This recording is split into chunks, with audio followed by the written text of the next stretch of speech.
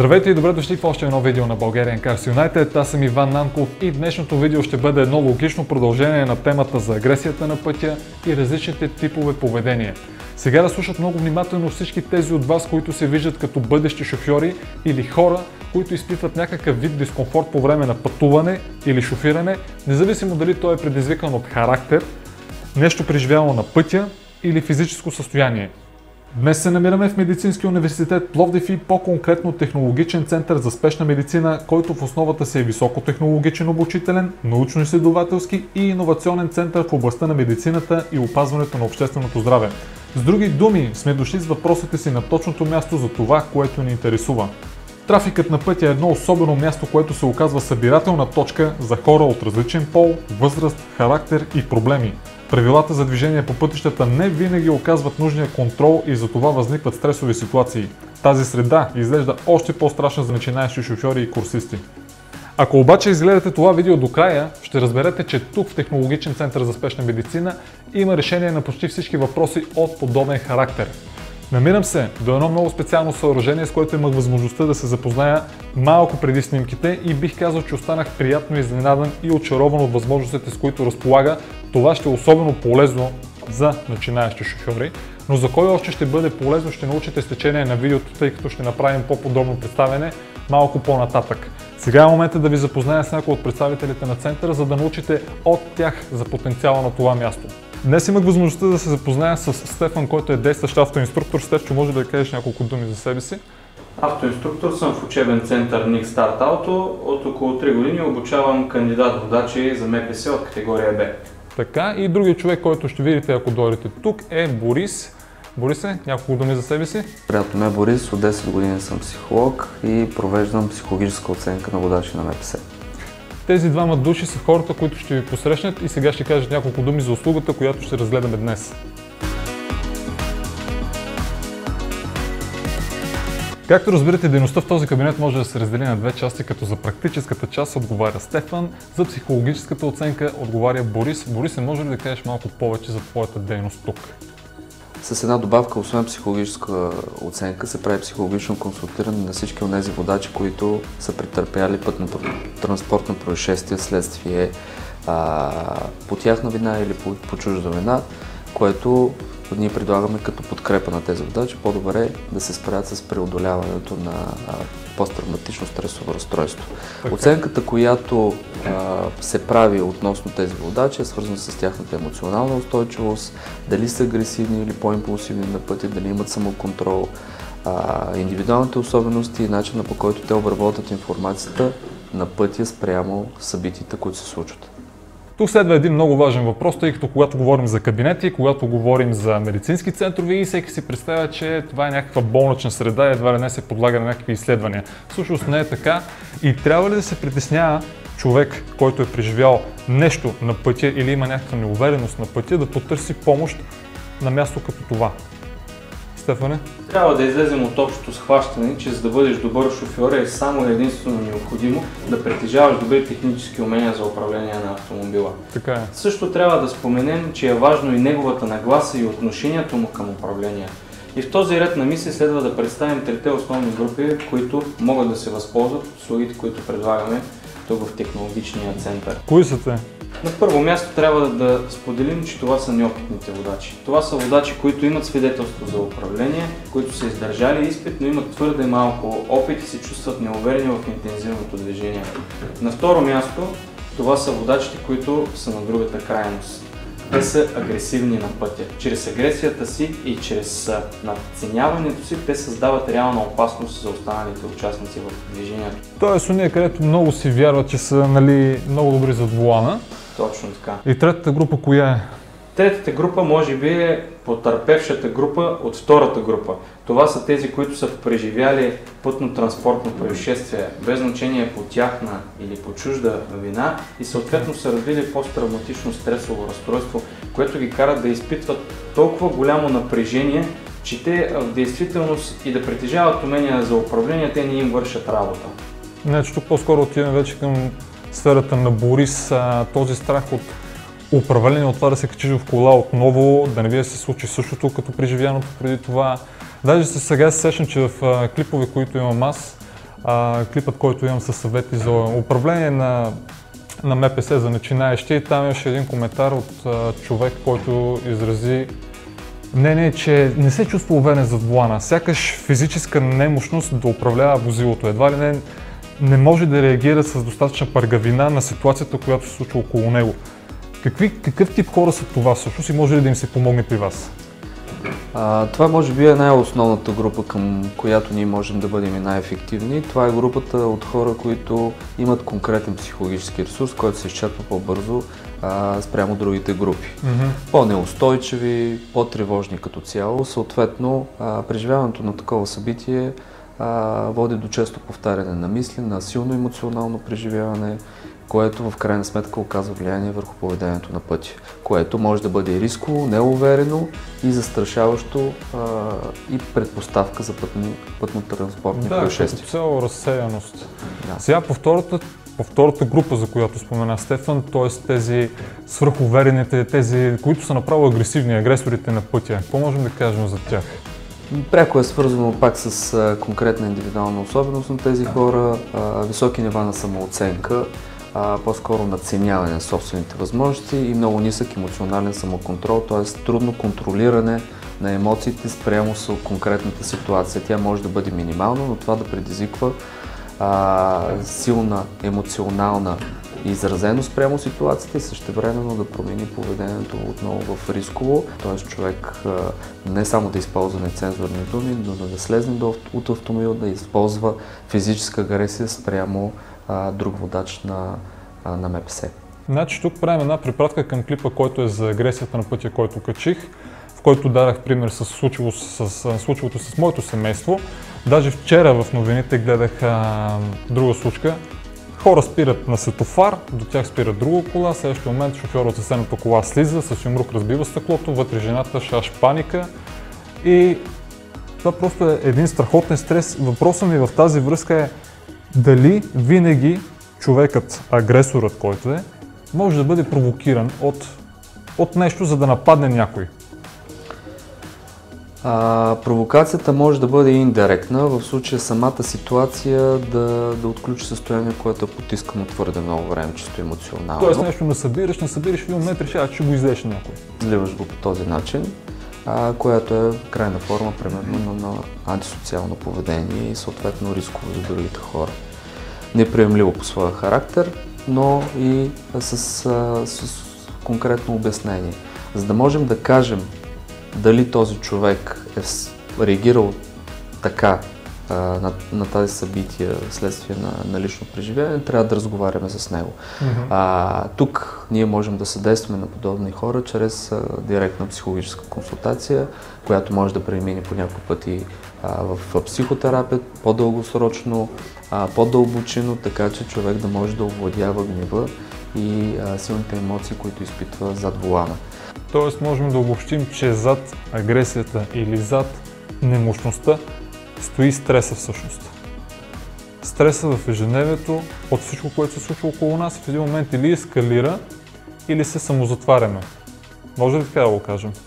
Да, стресът е вследствие на всичко, което преживяваме. Той е с ясна изразена промяна на нашето тяло, чисто физическо, ние се чувстваме изключително напрегнати. Емоциите са в крайна форма на преживяване или ще бъдат много агресивни, насочени навън или по-скоро навътре.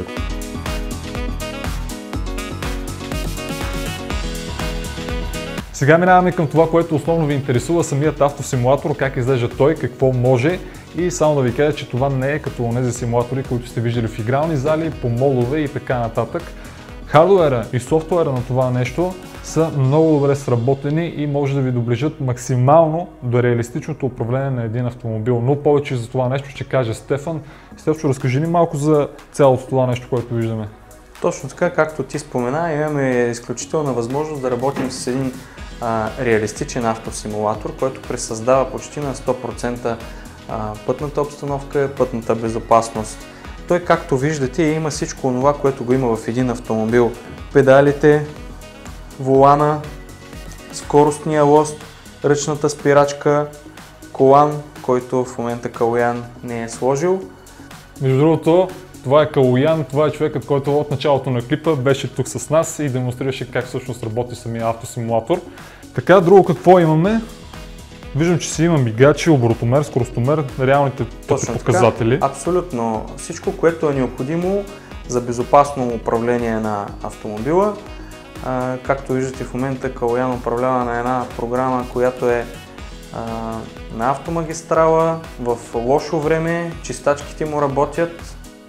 Всъщност какво можем да зададем като ситуации на пътя чрез този симулатор? Искам примерно да се тествам какви са ми уменията, да речем дъждовно време, в мразовито време. Има ли възможност за това нещо? Изключително богат набор от програми и реално ние можем да симулираме почти всичко, което може да се случи на платното за движение. Можем да симулираме градска обстановка, може да симулираме извънградска обстановка, планинско каране, изкачване, спускане, пресечен терен. Включително може да зададем дали имаме дупки по пътя, неравности. Можем да включим опцията с намален трафик, засилен трафик, без трафик. Изключително полезна е опцията, която можем да пуснем така наречените опасни събития. Конструкторите на този симулатор са помислили, че всъщност трябва да бъдем най-полезни там, където възникват непредвидени ситуации. И затова има един огромен брой непредвидени ситуации, които могат да се случат.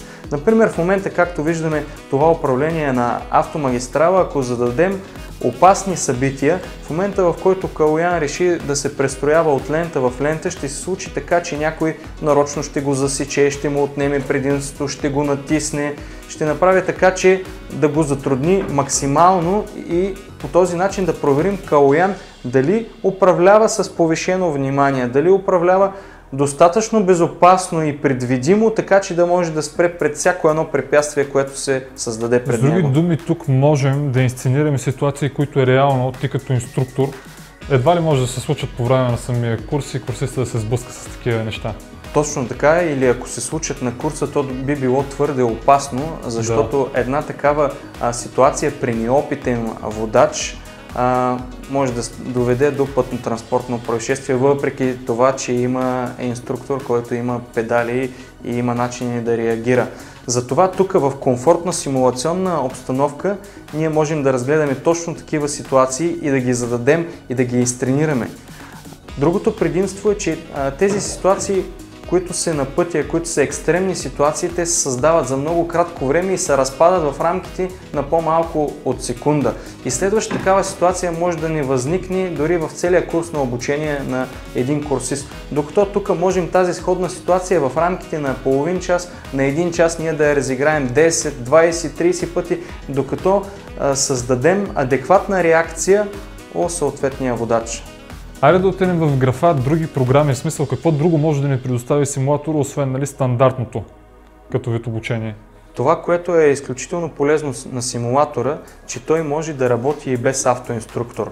Тоест ние може да зададем една програма и съответният потребител на услугата да се качи в автосимулатора и самичък в комфортна симулационна обстановка. Тя ще бъде комфортна заради това, че той не е на пътя и второ заради това, че няма някой, който да го наставлява до него, защото по принцип по-притеснителните хора се чувстват неудобство от това да бъдат наставлявани. Когато ги оставим те да бъдат в тази обстановка сами, постигаме доста добри резултати, което сме го правили и занапред мислим да развиваме тази дейност, като редуваме уроци с автоинструктор и урок без автоинструктор, за да може да постигнем най-доброто от конкретния водач. Разбирам.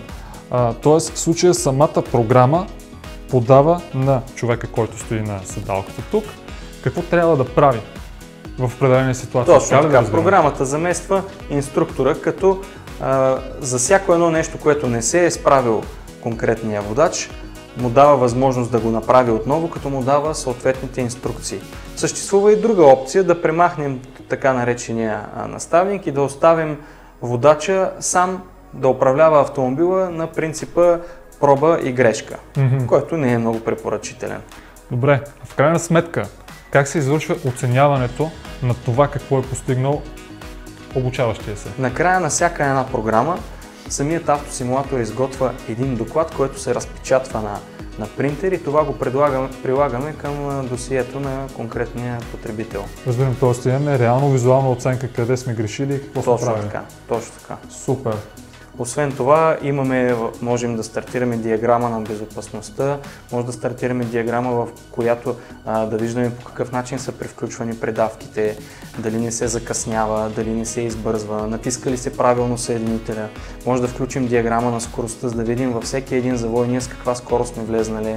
Може ли по някакъв начин да се измери реакцията на водача в определен способ? Точно така. Може да се включат всичките диаграми една в друга и да получим една комплексна картина за това как е управлявал конкретния водач, което накрая го получаваме като един доклад, върху който ние можем да коментираме, както с мен, така и с моя колега, който е психолог, и да разсъждаваме върху причините, които водят до това поведение.